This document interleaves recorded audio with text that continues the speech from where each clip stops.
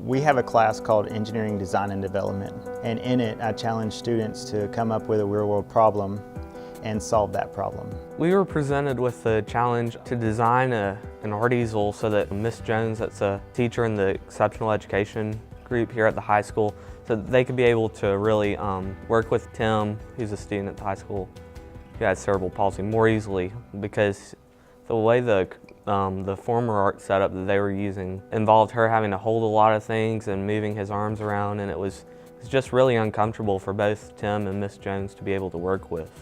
His field of vision is limited to a space that's up around his forehead. So in order to see what's in front of him, he drops his head so that he is really looking right here. So to look at a piece of paper that's flat on a table, he was having to curl up, excessively, which is not at all good for his, physical posturing. It's an art easel for people with cerebral palsy or other handicaps under physical disabilities that can't hold their arm up and do art by themselves. If he's, needing to get to the left side of the paper and his arm's only reaching a certain spot, I shift the paper. Well, that's me interfering with his work. So the work wasn't 100% his. With the adaptive easel, the work is his. It's genuinely his.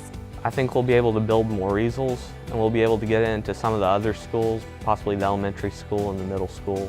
One thing we've learned is that engineering is problem solving, and there's lots of problems in the world. And by solving those problems, we can help people like Tim.